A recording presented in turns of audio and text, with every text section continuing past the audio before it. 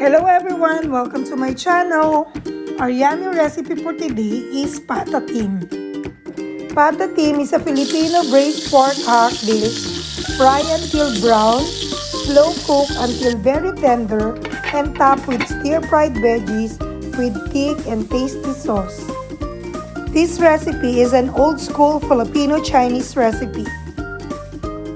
Let's start by parboiling the pork hock to remove foul smell and impurities. In avoiding water, add the salt, the rice cooking wine, the bay leaf, and the peppercorn. Parboil for 10 minutes, 5 minutes each side.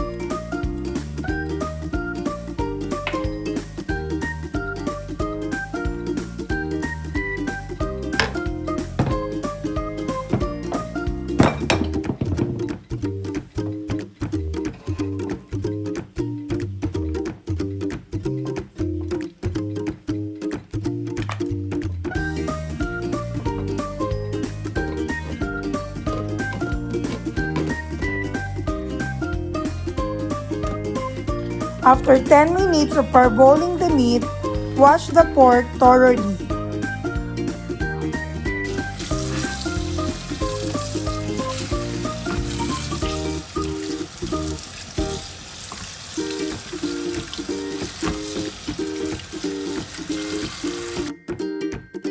Then brush or soak the pork meat with soy sauce.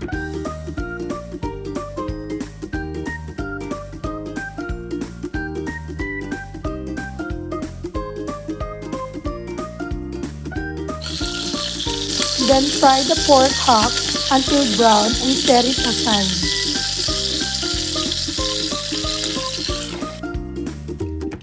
Put the fried pork hock in a crock pot or ordinary pot.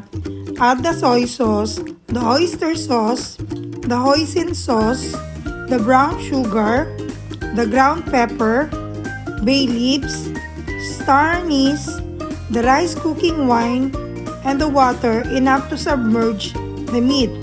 Then mix and then add pork cube.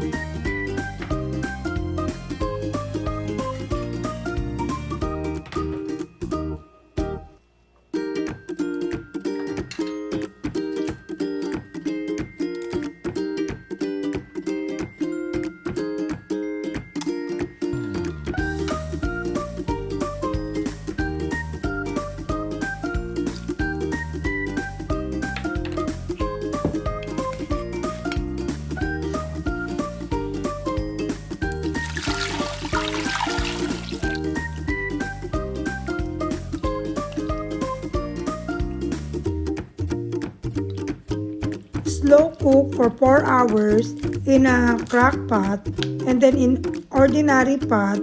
Check after 30 minutes. Then flip the meat and then check after 2 hours with a fork and if it's already pork tender. Let's make the sauce. Saute the garlic followed by the onions. The onion is an optional ingredient. You can omit if you do so. After a good saute of onion and garlic, then add the hydrated sliced black fungus or tengang daga followed by the sliced button mushroom. You can also use the whole button mushroom to add texture to the sauce. Then add the spinach.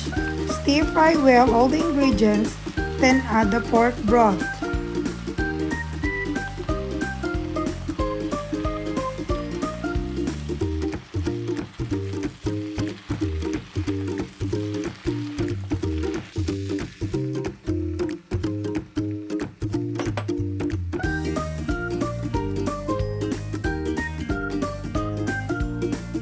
then add the soy sauce, the fish sauce, the rice cooking wine, the white sugar, ground pepper, and the broth from braising the pork hock.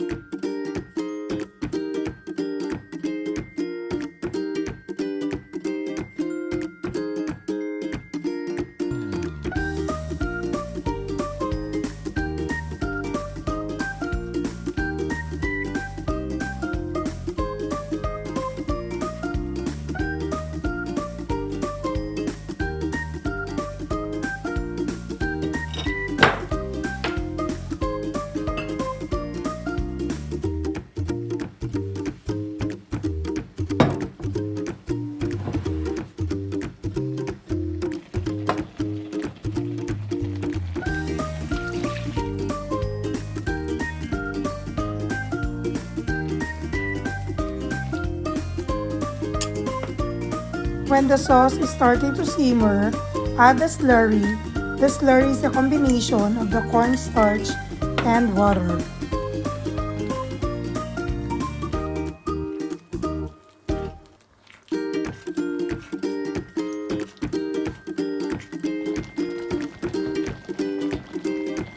When it's starting to thicken the sauce, taste and add seasoning according to your taste. But for me, it really tastes good.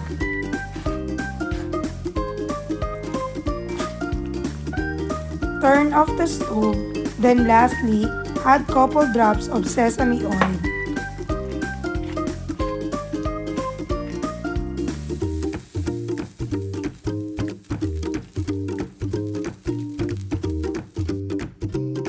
And it's done. Let's eat, guys! This patatim! Yum, yum, yum! It's really tender!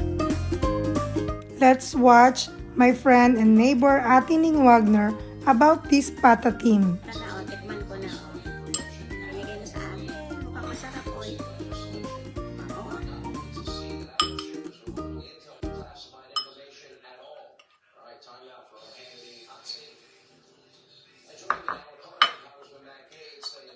Tikman ko.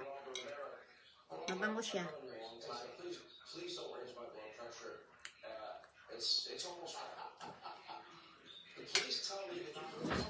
Sarap. Dahil siguro sa anis niya, mabango siya.